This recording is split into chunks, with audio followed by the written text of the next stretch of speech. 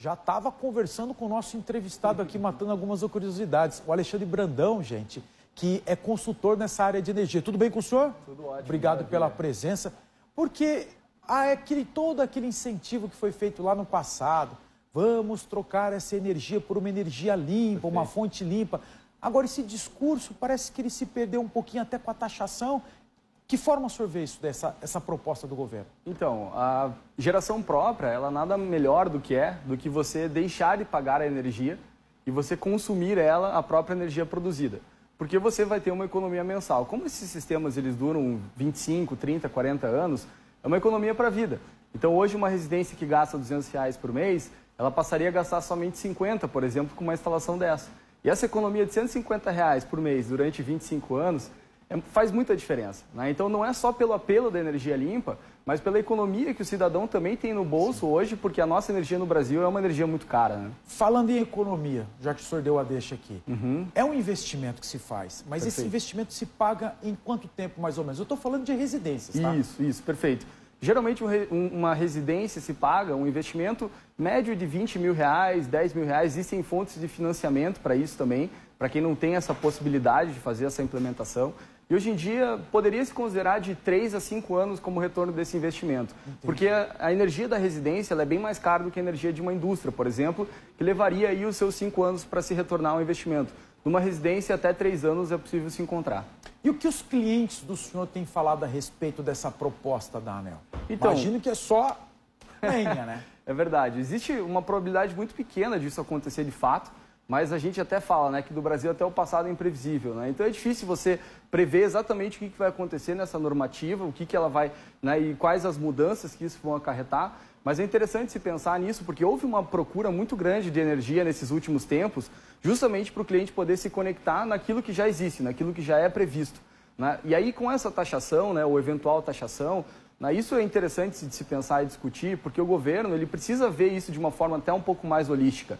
Se você for pensar em países mais desenvolvidos, já existe uma tendência do uso de baterias nas residências e se passasse a cobrar energia para a rede, as residências poderiam utilizar baterias para poder acumular essa energia, não mandar energia para a rede e aí sim a rede ficaria sucateada, né? Então é interessante se pensar que até mesmo dentro de um padrão de uma mudança regulatória, se a gente não analisar de forma holística, a gente pode ter consequências para o nosso sistema não previstos antes, né? Entendi. Deixa eu só colocar um pouquinho mais de molho nessa nossa conversa aqui. Vamos lá.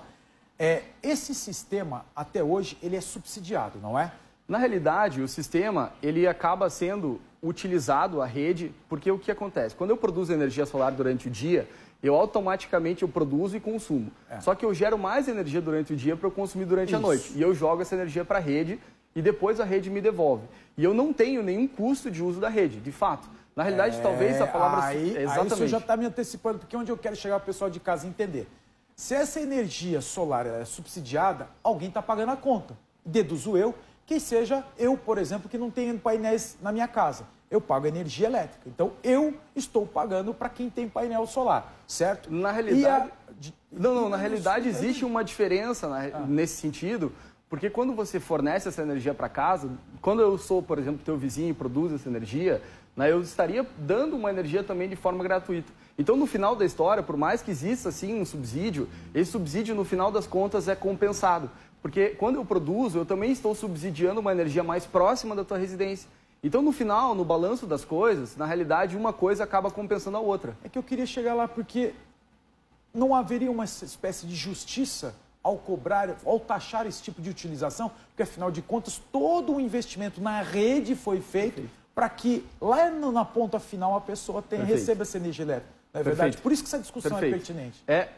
Uma pequena taxa disso, sim, seria justo. Não o que está sendo proposto, né? Porque o que está sendo proposto é basicamente retirar 60% do benefício da geração. Né? Então, se você for considerar 10%, 5%, aí sim seria justo.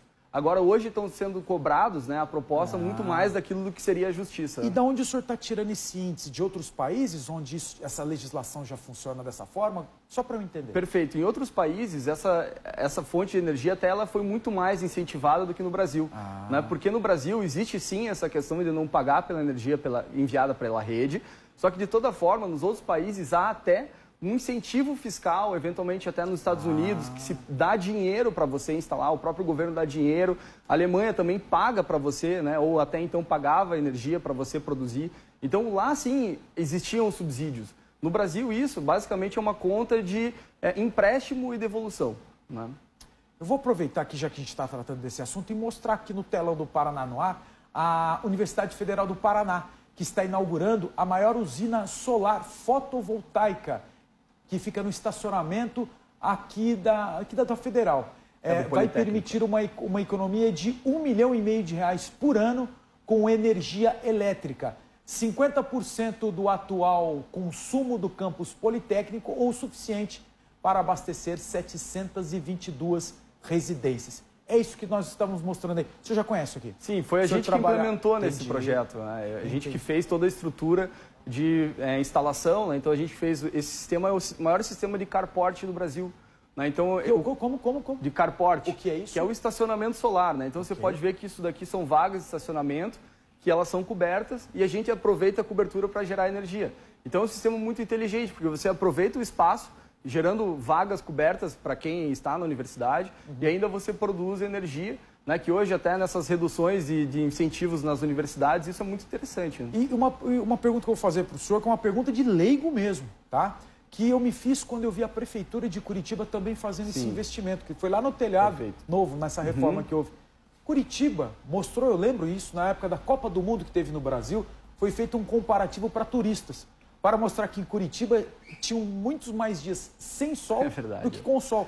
Curitiba é uma cidade que, pelo menos naquele ano, foi muito mais nublado do que Londres, que tem essa fama total aí de não ter sol. E aí, funciona? Sim, isso é interessante se pensar, até a tua pergunta é muito boa, justamente pelo fato de que a energia solar ela não depende do sol direto. Né? Então, é a luminosidade que faz produzir essa energia.